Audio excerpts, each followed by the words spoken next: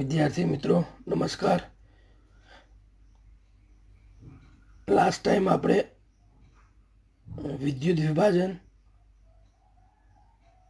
ફેરેડેના નિયમો અને તેના પરથી એને લગતા દાખલા અને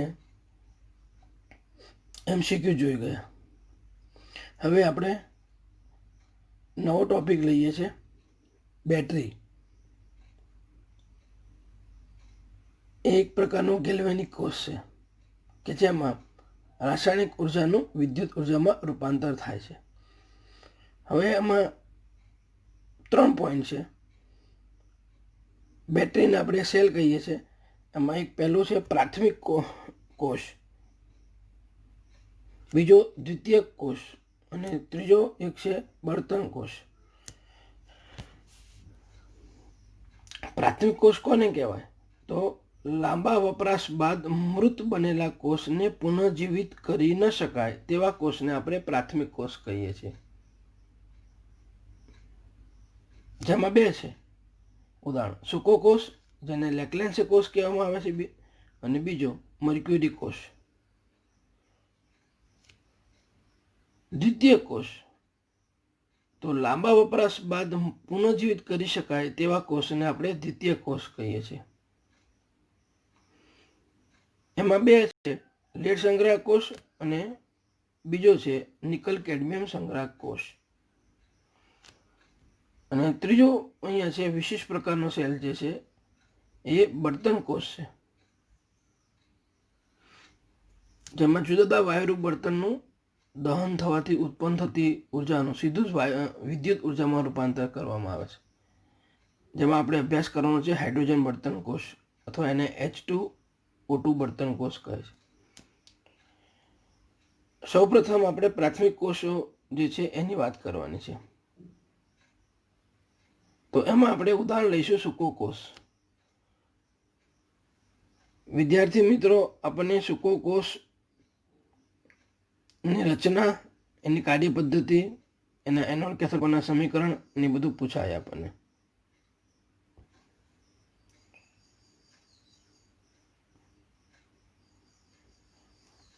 તો અહીંયા પેલી એની રચના છે। અહીંયા આકૃતિમાં આપણે બહારની બાજુએ એક છેડેથી બંધ એવું ઝીંકનો નળાકાર પાત્રમાં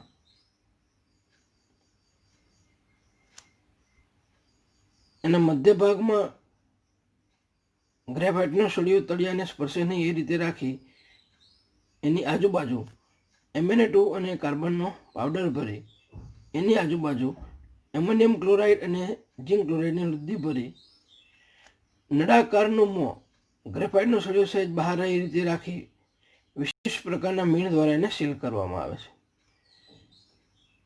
ત્યારબાદ બહારની બાજુએ જાડા કાગળનો અવાહક પર લગાડવામાં આવે છે। હવે જ્યારે એને આપણે વિદ્યુત વાહક તાર વડે જોડીશું ત્યારે ઝિંક જે છે એ એનોડ તરીકે અને ગ્રેફાઇટનો સળિયો કેથોડ તરીકે વર્તશે અને એમાં નીચે પ્રમાણે એટલે કે આ પ્રમાણે પ્રક્રિયા થશે।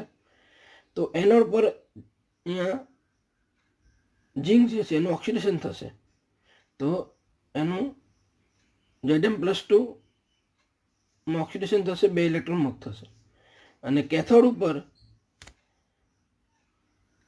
ગ્રેફાઇટના સંપર્કમાં જે MnO2 છે એનું MnOH માં રિડક્શન થશે, એટલે કે Mn+4 નું Mn+3 માં રિડક્શન થશે।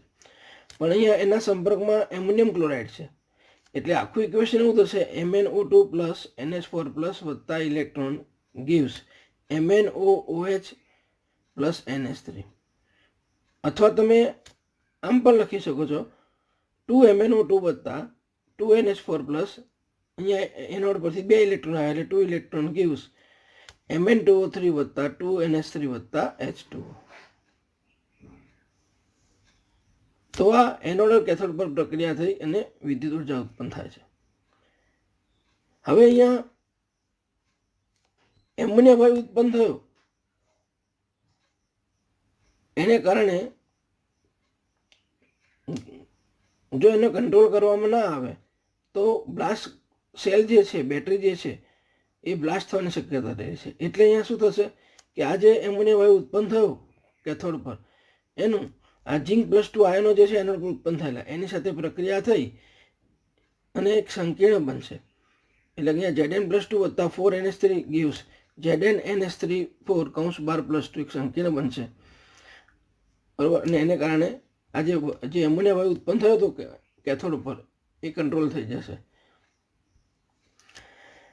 આ જે કોષ છે સૌપ્રથમ ફ્રાન્સના વૈજ્ઞાનિક લેક્લેન્સે બનાવ્યો હતો, એટલે લેક્લેન્સે કોષ પણ કહેવામાં આવે છે. એને આ કોષ જે છે ચાર્જેબલ નથી, કેમ કે ગાડી Mn+4 નું Mn+3 માં રિડક્શન થાય છે, પણ ફરી પાછું એને Mn+3 માંથી Mn+4 માં ઓક્સિડેશન થઈ શકતું નથી. વિદ્યુત પ્રવાહની દિશા ઉલટાવી અને Mn+3 નું Mn+4 માં ઓક્સિડેશન થઈ શકતું નથી, માટે આ ચાર્જેબલ નથી. એક વખત ડિસ્ચાર્જ થયા પછી એને ચાર્જ કરી શકાતો નથી, માટે પ્રાઇમરી કોષ છે. આ કોષ જે છે એનો પોટેન્શિયલ લઈએ તો એ 1.5 વોલ્ટ છે. એનો આપણે ઉપયોગ લઈએ તો આપણે એનો 1.5 વોલ્ટની બેટરી તરીકે ટોર્ચમાં, ટ્રાન્ઝિસ્ટરમાં અને અન્ય નાના મોટા ઇલેક્ટ્રોનિક સાધનોમાં 1.5 વોલ્ટની બેટરી તરીકે એનો ઉપયોગ કરીએ છીએ. અહીંયા એક બીજો પણ આપણને MCQ કોઈ પૂછે કે ભાઈ આ જે કોષ છે એમાં વિદ્યુત વિભાજ્ય અથવા તો વિદ્યુત વાહકીય પદાર્થ તરીકે કોણ છે? તો અહીંયા NH4Cl + ZnCl2 ની ભિન્નવૃદ્ધિ અહીંયા વિદ્યુત વિભાજ્ય તરીકે હોય છે. આ વસ્તુ ખાસ આપણે ધ્યાનમાં રાખવાની. તો આ જે છે એ સૂકા કોષની આપણે વાત કરી, એની રચના જોઈ ગયા, એના એનોડ કેથોડ પરના સમીકરણ જોઈ ગયા, બરોબર છે. એનો કોષ પોટેન્શિયલની વાત કરી ગયા અને એના ઉપયોગની આપણે વાત કરી ગયા. તો આ તમારે ખાસ એનોડ કેથોડ પરના સમીકરણ અને આખી એની રચના આપણે યાદ રાખવાની છે, બરોબર. તો અહીંયા આપણે આ સૂકા કોષની વાત કરી. હવે એ જ રીતે અહીંયા વાત આવે છે મર્ક્યુરી કોષ. આ પણ એક પ્રાઇમરી કોષ છે, આ પણ ચાર્જેબલ નથી. પણ અહીંયા આ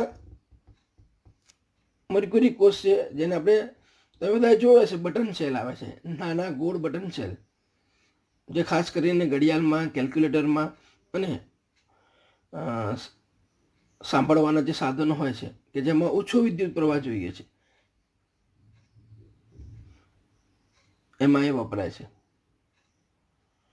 તો ઓછા વિદ્યુત પ્રવાહના ઉત્પાદન માટેનું આ ઉપકરણ છે.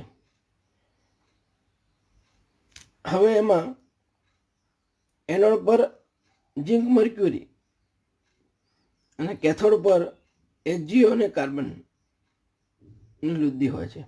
અને અહીંયા વિદ્યુત વાહકીય પદાર્થ લઈએ, આપણે વિદ્યુત વિભાજ્ય પદાર્થ લઈએ તો KOH અને ઝિંક ઓક્સાઇડની વૃદ્ધિ હોય છે.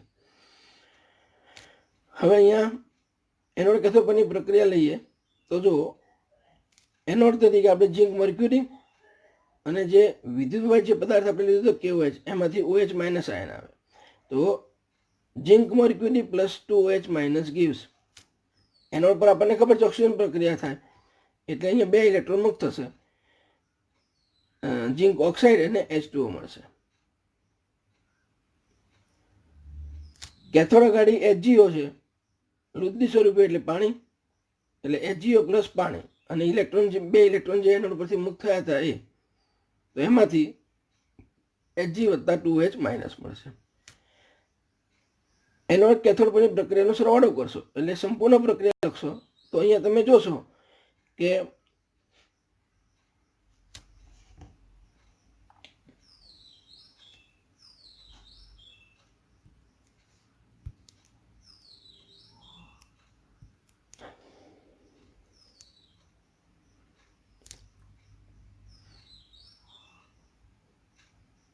H2O અને આ H2 ગયા, 2OH ગયા, 2 ઇલેક્ટ્રોન ગયા.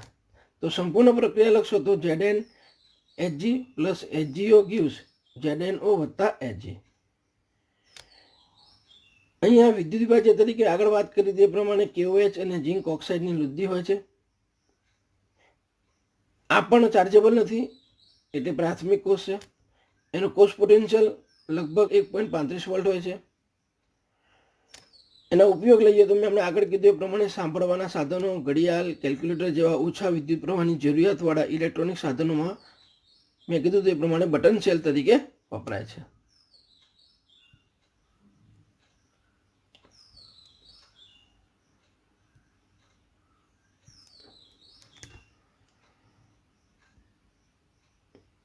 અહીંયા નોંધ ખાસ રાખવાની કે આ કોષના સંપૂર્ણ આયુષ્ય દરમિયાન સંપૂર્ણ પ્રક્રિયામાં અથવા તો એકંદરે પ્રક્રિયામાં કોઈ પણ આયન ઉત્પન્ન થતું નથી. તમે સમીકરણ જોશો સંપૂર્ણ પ્રક્રિયાનું, તેમાં એક પણ આયન નથી. અને એને કારણે એવું કહેવાય છે કે અહીંયા એનો જે કોષ પોટેન્શિયલ છે લગભગ 1.35 એના સમગ્ર આયુષ્ય દરમિયાન જળવાઈ રહે છે. તો આ એક વાત કરી ગયા આપણે મરક્યુરી કોષની. તો આમાં અત્યારે આપણે પ્રાથમિક કોષ છે, જેવું આપણે બે અભ્યાસમાં છે, એક સૂકો કોષ અને બીજો મરક્યુરી કોષ, એની આપણે વાત કરી ગયા. વિદ્યાર્થી મિત્રો, હવે આપણે બીજો પ્રકાર દ્વિતીય કોષ, જેને આપણે અંગ્રેજીમાં સેકન્ડરી કોષ કહીએ છીએ. એમાં બે પ્રકાર છે. એક તો આપણે લેડ સંગ્રાહક કોષનો અભ્યાસ કરવાનો છે, અને બીજો નિકલ કેડમિયમ સંગ્રાહક કોષ. તો સૌ પ્રથમ આપણે અહીંયા વાત કરીશું લેડ સંગ્રાહક કોષ. હવે આ કોષની આપણે રચના જોઈએ તો કે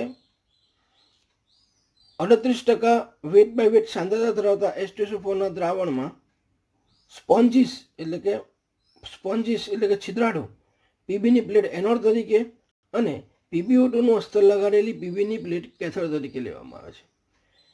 હવે આ બંનેને આપણે જે વિદ્યુતવાહક તાર વડે જોડીએ તો એમાં એનોડ કેથોડ પર નીચે પ્રમાણે પ્રક્રિયા થાય છે. એનોડ તરીકે આપણે પીબીની પ્લેટ હતી, અને એને આપણે વિદ્યુત વિભાજ્ય અહીંયા H2SO4 છે એના ધારણ મોટું પાડેલી છે, એટલે એનોડ પરનું સમીકરણ થશે પીબી સોલિડ વત્તા SO4 - 2 aqueous gives PbSO4 વત્તા 2 ઇલેક્ટ્રોન. ઓક્સિડેશન પ્રક્રિયા થઈ. કેથોડ પર રિડક્શન પ્રક્રિયા થશે, એટલે PbO2 જે લગાડેલું છે અસ્તર એ PbO2 plus SO4 - 2 plus 4H plus વત્તા 2 electron gives PbSO4 plus twice H2O. હવે આ એનોડ કેથોડ પ્રક્રિયાનો આપણે સરવાળો કરીએ તો એકંદરે પ્રક્રિયા થશે પીબી સોલિડ વત્તા PbO2 સોલિડ વત્તા અહીંયા આ 4H પ્લસ અને 2SO4 - 2 આ બધાનો સરવાળો કર્યો તો આપણે ડાયરેક્ટ લખી દીધું 2H2SO4 gives 2PbSO4 વત્તા ટ્વાઇસ H2. આ જે પ્રક્રિયા જે છે લેડ સંગ્રાહક કોષની ડિસ્ચાર્જિંગ પ્રક્રિયા થાય છે. એ વખતે અહીં ગાડી રાસાયણિક ઉર્જાનું વિદ્યુત ઉર્જામાં રૂપાંતર થાય છે અને કોષ સંપૂર્ણ ડિસ્ચાર્જ થઈ જાય છે. એટલે જ્યારે કોષ સંપૂર્ણ ડિસ્ચાર્જ થઈ જાય ત્યારે અહીંયા વિદ્યુત પ્રવાહ ઉત્પન્ન થતો બંધ થઈ જાય છે. પણ આ તો સેકન્ડરી કોષ છે, એટલે ફરી એને પુનઃ વિદ્યુત પ્રવાહ ઉત્પન્ન કરવો હોય, બરાબર, તો આ કોષને ઊંચું વિદ્યુત દબાણ ધરાવતા અન્ય કોષ સાથે જોડી અને વિરુદ્ધ દિશામાં વિદ્યુત પ્રવાહ પસાર કરવાથી,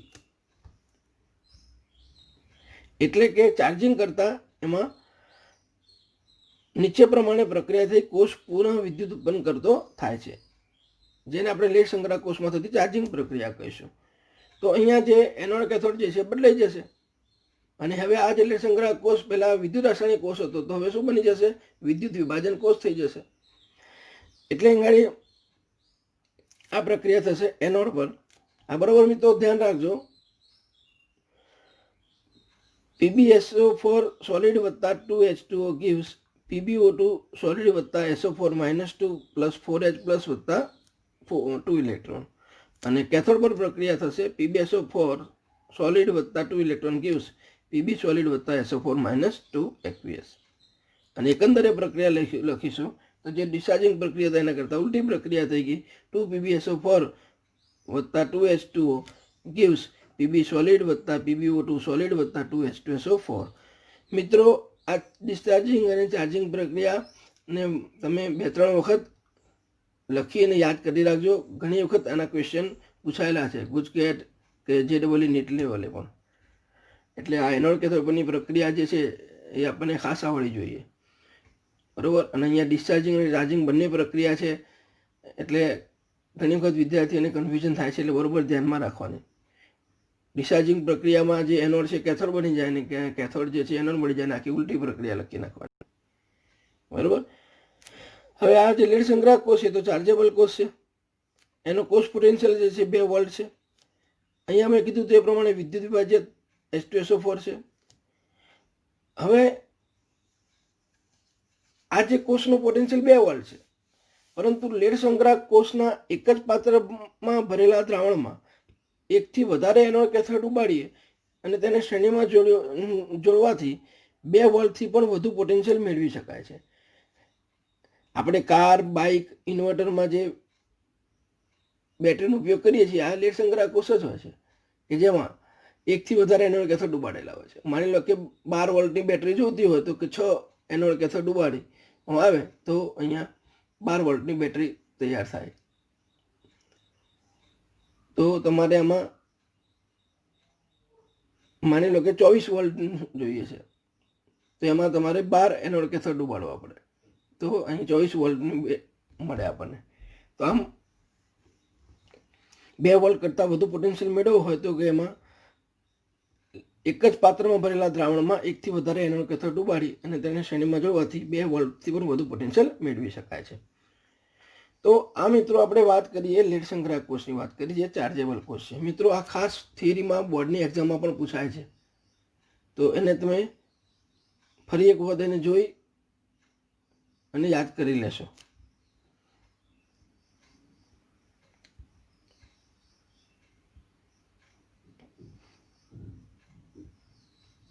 એના પછી મિત્રો આવે છે બીજો દ્વિતીય કોષ છે, એનું ઉદાહરણ છે. બીજા દ્વિતીય કોષનું ઉદાહરણ છે નિકલ કેડમિયમ સંગ્રાહક કોષ. અહીંયા ખાસ ધ્યાન રાખવાનું કે નિકલ કેડમિયમ સંગ્રાહક કોષ છે એ લેડ સંગ્રાહક કોષ કરતાં વધારે આયુષ્ય ધરાવે છે, પરંતુ એનો ઉત્પાદન ખર્ચ વધુ હોય છે, એટલે એનું ઉત્પાદન ખર્ચાળ છે. હવે અહીં નિકલ કેડમિયમ સંગ્રાહક કોષની વાત કરીએ તો એમાં એનોડ તરીકે સીડી સોલિડ કેડમિયમ ધાતુનો સળીઓ લેવામાં આવે છે અથવા પ્લેટ. કેથોડ તરીકે અહીં આપણે નિકલ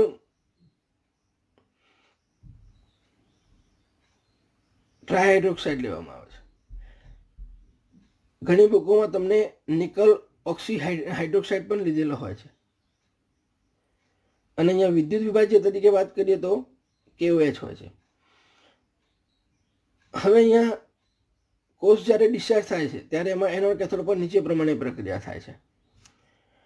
એનોડ પર શું હતું? સીડી સોલિડ. વિદ્યુત વિભાજ્ય અહીંયા KOH છે એટલે એમાંથી આપણને 2H માઇનસ આયન મળે. તો એનોડ પરની પ્રક્રિયા થશે સીડી સોલિડ વત્તા 2H માઇનસ ગીવ્સ CDO વત્તા H2O. અને ઘણી જગ્યાએ તમને CDOH ટ્વાઇસ પણ લખેલું મળશે, પ્લસ 2 ઇલેક્ટ્રોન. કેથોડ ઉપર તો 2 NiOH થ્રાઇસ સોલિડ વત્તા 2 ઇલેક્ટ્રોન ગીવ્સ 2 NiOH ટ્વાઇસ વત્તા 2OH માઇનસ. મિત્રો ઘણી જગ્યાએ તમને 2 એટલે NiOH થ્રાઇસની જગ્યાએ NiOOH પણ લીધેલું હોય પાણી, બરાબર. અને એનો પરથી આવેલા 2 ઇલેક્ટ્રોન અને એની પ્રક્રિયા આ રીતે આપેલી હોય 2 NiOH ટ્વાઇસ વત્તા 2OH માઇનસ. NCERTમાં આપણે અહીંયા આ રીતે આપેલું છે એટલે આપણે આ રીતે લખેલું છે. તો ફરી વાત કરું છું NCERTની બુક પ્રમાણે. એનોડ પર સીડી સોલિડ વત્તા 2OH માઇનસ એક્યુએસ ગીવ CDO વત્તા H2O વત્તા 2 ઇલેક્ટ્રોન. અને કેથોડ ઉપર અહીંયા એનોડ પરથી 2 ઇલેક્ટ્રોન આવ્યા તો અહીંયા આપણે પ્રક્રિયાને 2 વડે ગુણીએ તો NiOH થ્રાઇસ વત્તા 2 ઇલેક્ટ્રોન ગીવ્સ 2 NiOH ટ્વાઇસ વત્તા 2OH માઇનસ. અને એકંદરે પ્રક્રિયા લખીશું એનોડ કેથોડ પરની તો સીડી સોલિડ વત્તા 2 NiOH thrice solid give CDO solid વત્તા 2 NiOH twice plus H2O. Nickel cadmium સંગ્રાહક કોષ જે છે એમાં વિદ્યુત વિભાજ્ય તરીકે મેં કીધું એ પ્રમાણે KOH હોય છે. આ કોષનો પોટેન્શિયલ 1.5 વોલ્ટ હોય છે. આ ચાર્જેબલ કોષ છે. અને ચોથો પોઈન્ટ જે છે એમાં ઇલેક્ટ્રોનિક સાધનોમાં ચાર્જેબલ બેટરી તરીકે ઉપયોગી છે. તો ક્યારેક આની પણ એનોડ કેથોડ પરની પ્રક્રિયા પણ MCQમાં પૂછી શકાય, એટલે આપ આપણે ધ્યાનમાં રાખવાનું. તો આ જે આપણે વાત કરી ગયા એ બેટરી જે છે એના બે પ્રકારની વાત કરી ગયા ત્યાં સુધી. પ્રાથમિક કોષ જેમાં આપણે સૂકો કોષ અને મર્ક્યુરી કોષ જોઈ ગયા. દ્વિતીય કોષ જેમાં આપણે લેહ સંગ્રહ કોષ અને નિકલ કેડમિયમ સંગ્રહ કોષ જોઈ ગયા. હવે નેક્સ્ટ આપણે વિશિષ્ટ પ્રકારનો કોષ જે છે બળતણ કોષ એની વાત કરીશું. વિદ્યાર્થી મિત્રો, હવે આપણે વિશેષ પ્રકારનો ફ્યુઅલ સેલ એટલે કે બળતણ કોષ જોવાનો છે, જેમાં આપણે ખાસ ઉદાહરણ આવશે હાઇડ્રોજન બળતણ કોષ અથવા એને H2O2 બળતણ કોષ કહીએ છીએ. પણ પહેલું તો બળતણ કોષ કોને કહેવામાં આવે એ આપણે જોઈએ. મેં પહેલા પણ કીધું હતું કે આ પણ એક પ્રકારનો ગેલ્વેનિક કોષ જ છે, પણ એ વિશિષ્ટ રીતે ડિઝાઇન કરેલો ગેલ્વેનિક કોષ છે. હવે અહીંયા બળતણ કોષ કોને કહેવામાં આવે તો કે અહીંયા વાયુરૂપ બળતણ જેવો કે H2, મિથેન, મિથેનોલ ના દહનથી ઉત્પન્ન થતી ઉર્જાનું સીધું જ એક જ તબક્કામાં વિદ્યુત ઉર્જામાં રૂપાંતર કરતું સાધન, જેને આપણે બળતણ કોષ તરીકે ઓળખીએ છીએ. વાયુરૂપ બળતણના દહનથી ઉત્પન્ન થતી ઉર્જાનું એક જ તબક્કામાં વિદ્યુત ઉર્જામાં રૂપાંતર કરતું સાધન, જેને આપણે બળતણ કોષ તરીકે ઓળખીએ છીએ. મિત્રો, આ બળતણ કોષની આવશ્યકતા કેમ પડી તો કે થર્મલ પાવર સ્ટેશનમાં આપણે ખનિજ કોલસાનું દહન કરીએ તો એમાંથી મળતી ઉર્જાનું આપણે એના વડે પાણીનું વરાળમાં રૂપાંતર કરીએ છીએ અને ત્યારબાદ એ પાણીની વરાળ વડે ટર્બાઇન ચલાવીને વિદ્યુત ઉર્જા મેળવીએ છીએ. એટલે અહીંયા 100% આપણે ખનિજ કોલસાનું દહન કરવામાં આવે છે, પરંતુ અહીંયા જે વિદ્યુત ઉર્જા મળે છે એ તો આપણને જસ્ટ 35 થી 40% જેટલી જ મળે છે. એટલે બાકીની ઉર્જાનું અહીંયા શું થાય છે, દુર્વ્યય થાય છે, એટલે કે અહીંયા નકામી થઈ જાય છે. એટલે અહીંયા આ બળતણ કોષની અહીંયા આવશ્યકતા થઈ કે વાયુરૂપ બળતણનું દહન થવાથી ઉત્પન્ન થતી ઉર્જાનું સીધું જ એક જ તબક્કામાં વિદ્યુત ઉર્જામાં રૂપાંતર થાય. બરોબર, એટલે ઉર્જાનો દુર્વ્યય જે છે એ અટકે. આ માટે આ હેતુથી અહીંયા બળતણ કોષની રચના કરવામાં આવી છે. હવે એની આપણે અહીંયા રચના જોઈએ તો આગળ એની આપણે રચના આ પ્રમાણે છે. એમાં જે પ્રક્રિયા થાય છે પહેલાં આપણે જોઈએ તો મેઇન એની પ્રક્રિયા છે કે H2 વત્તા 1/2 O2 gives H2O પ્લસ વિપુલ પુષ્કળ ઉર્જા ઉત્પન્ન થાય છે 571.7 કિલોજૂલ. બેકેને આ કોષ સૌપ્રથમ બનાવેલો. હવે એની રચના જોઈએ તો આ એક પાત્ર જે છે એમાં તમે વચ્ચેના ભાગમાં જોશો તો છિદ્રાળુ 2 કાર્બનના પડદા છે. એના મધ્ય ભાગમાં આપણે ઇલેક્ટ્રોલાઇટ તરીકે વિદ્યુત વિભાજ્ય તરીકે NaOH કે KOH નું જલીય દ્રાવણ ભરેલું હોય છે. અહીંયા ઉત્પન્ન થતું પાણી જે છે આ રીતે બહાર કાઢવામાં આવે છે.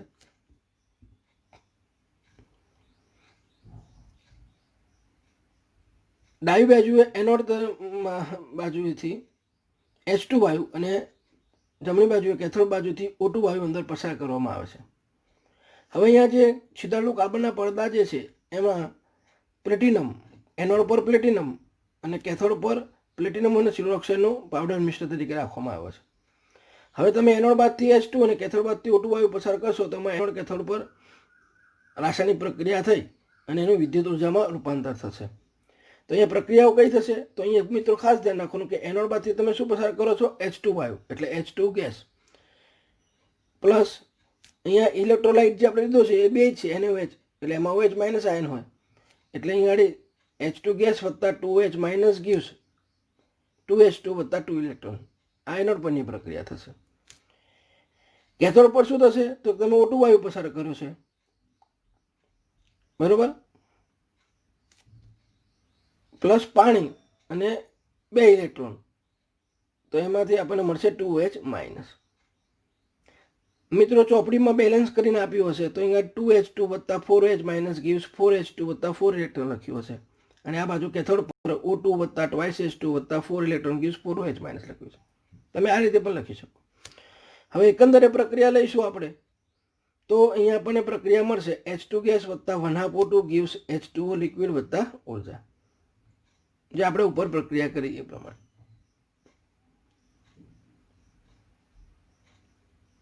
હવે આ જે કોષ છે એનો પોટેન્શિયલ જે છે 1.23 વોલ્ટ છે. એની વિદ્યુત ઉત્પાદન ક્ષમતા જોશો તો 70 થી 75% છે.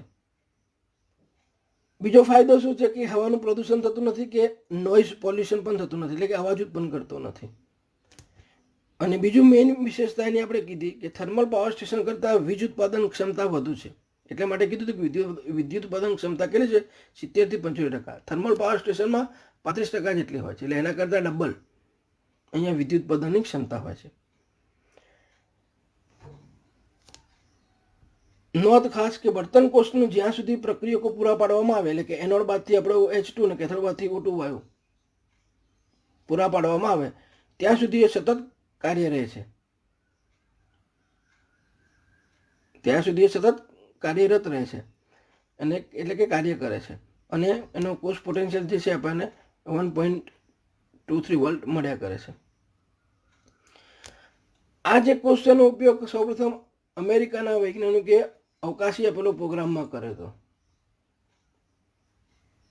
એમાં એમને વિદ્યુત ઉર્જા તો મળી, એ ઉપરાંત અહીંયા આપણે જોઈ ગયા કે પાણી ઉત્પન્ન થાય છે, એટલે પાણીની વરાળને ઠંડી પાડીને પ્રવાહી પાણી જે મળ્યું એનો પીવા તરીકે એનો ઉપયોગ કર્યો હતો. તો આ રીતે આ બળતણ કોષ એ બહુ ઉપયોગી છે. અને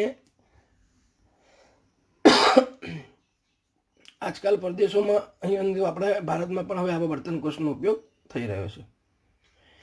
તો મિત્રો આ બળતણ કોષ છે એ બોર્ડની એક્ઝામમાં પણ ઘણી વખત થિયરી તરીકે પૂછાયો છે, એટલે એને ફરી તમારે એક વખત જોઈ જવાનો. એનોડ કેથોડ પરની એની પ્રક્રિયા ખાસ આપણે યાદ રાખવાની, બરોબર. તો આ એક આપણે વાત કરી ગયા બળતણ કોષની.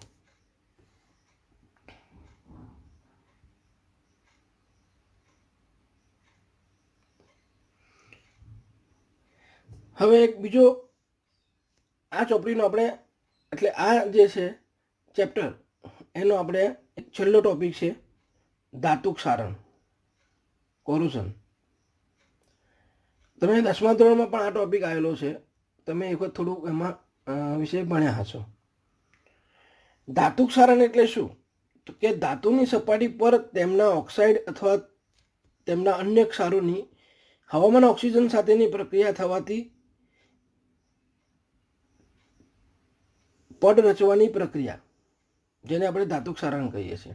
દાખલા તરીકે લોખંડ પર લાલ રંગના કાટનું જામવું, તાંબા પિત્તળના વાસણ પર લીલા રંગના ક્ષારનું જામવું, ચાંદીનું ઝાંખું પડવું, આ બધું કોનું ઉદાહરણ છે? આ બધા તો કે ક્ષારણના, ધાતુ ક્ષારણના ઉદાહરણ છે. તો ધાતુની સપાટી પર તેમના ઓક્સાઇડ અને તેમના અન્ય ક્ષારની O2 સાથેની પ્રક્રિયા થવાથી પડ રચાવવાની પ્રક્રિયા, જેને આપણે ધાતુ ક્ષારણ કહીએ છીએ.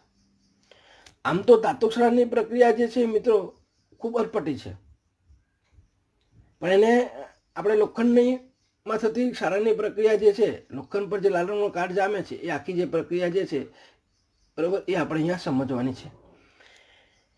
મિત્રો આપણને ખબર છે કે અહીંયા જે લોખંડને જે કાટ લાગે છે એને કારણે આપણે આખા દુનિયાની વાત કરીએ તો કરોડો રૂપિયાનું નુકસાન થાય છે. એ ઉપરાંત ઘણી બધી મોટી ઘટનાઓ બને છે, પુલ તૂટી જાય છે, મકાનો પડી જાય છે, બરોબર. તો આ બધું કોરોઝનને કારણે થાય છે. તો આ ધાતુ ક્ષારણની જે માં થતી જે પ્રક્રિયા જે છે, લોખંડમાં જે લાલ રંગનો કાટ જામે છે એ જે પ્રક્રિયા જે છે એ આપણે સમજવાનો પ્રયત્ન કરીશું.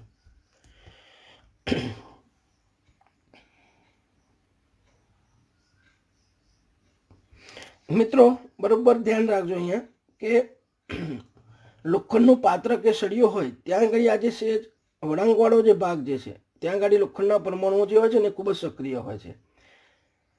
એટલે ત્યાં આગળ લોખંડના પરમાણુ જે છે એ ઓક્સિડેશન પ્રક્રિયા અનુભવે છે. એટલે અહીંયા Fe જે છે એનું Fe+2 માં ઓક્સિડેશન થશે, 2 ઇલેક્ટ્રોન મુક્ત થશે. બરોબર ધ્યાન રાખજો મિત્રો. આ જ પ્રક્રિયાને મેં 2 વડે ગુણી નાખી છે કે 2Fe સોલિડ વત્તા 2Fe+2 વત્તા 4 ઇલેક્ટ્રોન. હવે એનોડ પર જે ઓક્સિડેશન પ્રક્રિયા થઈ એટલે જે ઇલેક્ટ્રોન ઉત્પન્ન થયા એ ઇલેક્ટ્રોનનું આ સળિયા મારફતે સપાટી પરના એવા બિંદુએ વહન થશે કે જ્યાં ગાડી હવામાંના ઓક્સિજનનું આ ઇલેક્ટ્રોન વડે રિડક્શન થશે. એટલે અહીંયા પ્રક્રિયા થશે O2 ગેસ વત્તા 4H પ્લસ વત્તા 4 ઇલેક્ટ્રોન ગીવ્સ ટ્વાઇસ H2O. આ જે ઇલેક્ટ્રોન ક્યાંથી આવ્યા? તો એનોડ પર જે લોખંડ જે છે એનું ઓક્સિજન થવાથી જે ઇલેક્ટ્રોન ઉત્પન્ન થયા એનું આયનના સળિયા મારફતે સપાટી પરના એવા બિંદુએ વહન થયું કે જ્યાં આગળ હવામાન ઓક્સિજનનું બરાબર છે આ ઇલેક્ટ્રોન વડે શું થયું? રિડક્શન થયું. એટલે આખી પ્રક્રિયા અહીંયા કઈ થઈ? O2 ગેસ વત્તા 4H પ્લસ વત્તા 4 ઇલેક્ટ્રોન ગીવ્સ ટ્વાઇસ H2O. એટલે એ બિંદુ કેથોડ તરીકે વર્તે છે. આમ અહીંયા તમે જોયું તો લોખંડની સપાટી પર જ એનોડ કેથોડ એટલે એક પ્રકારનો વિદ્યુત રાસાયણિક કોષ રચાયો. હવે એનોડ પર જે પ્રક્રિયા થઈ એ તો ઓક્સિડેશન પ્રક્રિયા થઈ એટલે એનો ઓક્સિડેશન પોટેન્શિયલ કેટલો છે? 0.44. અને કેથોડ પર જે પ્રક્રિયા થઈ એનો એ રિડક્શન પ્રક્રિયા છે એટલે એનું રિડક્શન પોટેન્શિયલ છે 1.23 વોલ્ટ. એકંદરે આ બંને પ્રક્રિયા લઈએ તો આપણને E નોટ સેલ જે છે 1.67 મળે છે. હવે આપણને ખબર છે કે E નોટ સેલ બરાબર પ્રમાણિત ઓક્સિડેશન પોટેન્શિયલ વત્તા પ્રમાણિત રિડક્શન પોટેન્શિયલ. આગળ મેં 3 સમીકરણો આપ્યા હતા તો આ એક સમીકરણનો પણ ઉપયોગ કરી શકો. તો અહીંયા 0.44 ઓક્સિડેશન પોટેન્શિયલ અને 1.23 રિડક્શન પોટેન્શિયલ આપણે સરવાળો કરીએ તો આપણને કેટલો મળ્યો? E cell 1.67. એટલે અહીંયા E નોટ સેલ 1.67 મળ્યો એટલે કે ધન મળ્યો. એટલે કે આ આપમેળે થતી પ્રક્રિયા છે, સ્વયંસ્ફુરિત પ્રક્રિયા છે. હવે મિત્રો અહીંયા ધ્યાન રાખવાનું કે કેથોડ તરીકે વર્તતા બિંદુએ એનોડ બાજુથી તો ઇલેક્ટ્રોન આવ્યા, હવામાન ઓક્સિજનનું રિડક્શન થયું, પણ અહીંયા H પ્લસ જે છે ક્યાંથી આવ્યો? તો કેથોડ તરીકે વર્તતા બિંદુએ H પ્લસની પ્રાપ્તિ હવામાનના ભેજમાં, હવામાનનો ભેજ એટલે H2O માં ઓગળેલો CO2 જે છે એની મદદથી શું બને છે? તો કે H2CO3. અને એનું વિયોજન થવાથી કેથોડ તરીકે વર્તતા બિંદુએ H પ્લસની પ્રાપ્તિ થાય છે. એટલે અહીંયા H2CO3 છે એનું વિયોજન થાય તો અહીંયા આપણે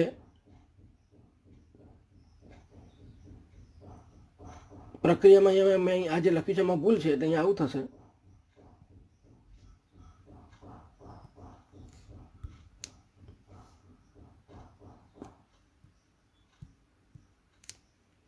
અહીંયા આવશે 2H પ્લસ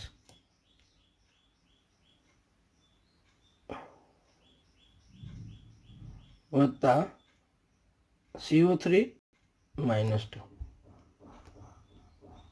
એટલે કેથોડ તરીકે વર્તતા બિંદુએ H પ્લસની પ્રાપ્તિ હવામાનના ભેજમાં ઓગળેલા CO2 વાયુથી નીપજતા H2CO3 ના વિયોજન થાય છે. અને અહીંયા જે H2 અને આ CO2 એની મદદથી જે H2CO3 બન્યો બરાબર છે એનું વિયોજન થવાથી 2H પ્લસ અને CO3 -2 મળે. એટલે આ H પ્લસ અહીંયા આ રીતે આપણને પ્રાપ્ત થાય છે. અને આમ તમે જોયું તો લોખંડની સપાટી પર એનોડ કેથોડ રચવાથી એ પ્રકારનો વિદ્યુત રાસાયણિક કોષ રચાય છે. હવે મિત્રો ખાસ બીજું શું થાય છે અહીંયા કે એનોડ પર જે ઓક્સિજન પ્રક્રિયા થઈ, લોખંડના પરમાણુઓ જે ઓક્સિજન પ્રક્રિયા અનુભવી એને કારણે શું ઉત્પન્ન થયું? Ferrous ion Fe+2. આ બરોબર ખાસ ધ્યાન આપજો. આ ફેરસ આયન જે ઉત્પન્ન થયો અહીંયા એનું ફરીથી હવામાન ઓક્સિજન વડે Fe+3 ફેરિક આયનમાં ઓક્સિજન થાય છે અને એ જે કેથોડ તરફ પ્રસરણ પામશે અને Fe2O3 × XH2O લાલ રંગનો કાટ બને છે. અને આમ આ રીતે લોખંડની સપાટી પર બરાબર છે એક લાલ રંગનો કાટ લાગવાની ક્રિયા શરૂ થાય છે અને થોડા સમય પછી જોશો તો આખી સપાટી એ લાલ રંગથી કટાઈ જાય છે. તો આ રીતે લોખંડમાં ક્ષારણ પ્રક્રિયા થાય છે એટલે લોખંડમાં કાટ લાગે છે અને એને કારણે આપણે જોઈએ તો વિશ્વમાં કરોડોનું નુકસાન થાય છે. તો આ જે ક્ષારણ થાય છે એને અટકાવવા માટેની પદ્ધતિઓ છે. તો હા, એને અટકાવી શકાય છે. તો એની આપણે અહીંયા વાત કરવાની છે. બરોબર મિત્રો, અને તમે ધ્યાન રાખજો. ફરીથી આખી વાત કરી જાઉં હું તમને તો લોખંડની સળીઓ કે પાત્રમાં જ્યાં ગાડી સહેજ વળાંક હોય ત્યાં ગાડી લોખંડના પરમાણુ ખૂબ જ સક્રિય હોય છે.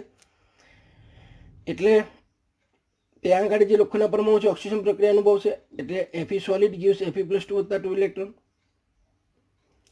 હવે આગળ એનોડ આગળ જે ઇલેક્ટ્રોન ઉત્પન્ન થયા એ લોખંડના સળિયા મારફતે સપાટી પરના એવા બિંદુએ જશે કે જ્યાં આગળ હવામાન ઓક્સિજન જે છે એનું એ રિડક્શન કરશે. એટલે અહીંયા પ્રક્રિયા થશે O2 ગેસ વત્તા 4H પ્લસ વત્તા 4 ઇલેક્ટ્રોન ગીવ્સ 2H2O. આમ લોખંડની સપાટી પર જ એક પ્રકારનો વિદ્યુત રાસાયણિક કોષ રચાયો. હવે અહીંયા ખાસ ધ્યાન શું રાખવાનું છે કે કેથોડ તરીકે વર્તતા બિંદુએ H પ્લસની પ્રાપ્તિ કેવી રીતે થઈ? તો કે હવામાનના ભેજમાં ઓગળેલું CO2 જે છે એની મદદથી H2CO3 બન્યો અને એના વિયોજનથી આપણે શું મળ્યું? તો મેં તમને આગળ બતાવ્યું હતું કે અહીંયા H2CO3 છે એનું વિયોજન થાય, એટલે અહીંયા મેં તમને ભૂલ હતી, અહીંયા મેં તમને બતાવ્યું હતું કે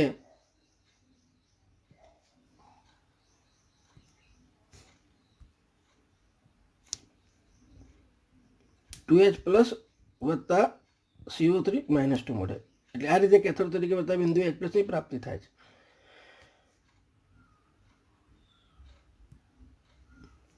હવે એનોડ પરની જે પ્રક્રિયા જે છે ઓક્સિડેશન પ્રક્રિયા, એનો ઓક્સિજન પોટેન્શિયલ લઈએ તો 0.44, અને કેથોડ પરની પ્રક્રિયા છે એનું રિડક્શન પોટેન્શિયલ લઈએ તો 1.23 વોલ્ટ છે.